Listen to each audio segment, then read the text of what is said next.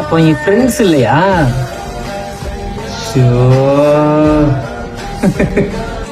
கத்தி சண்டை.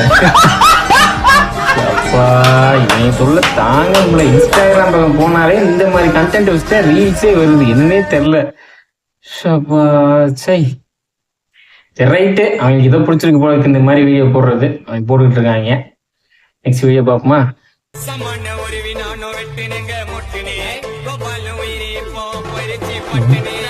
என்ன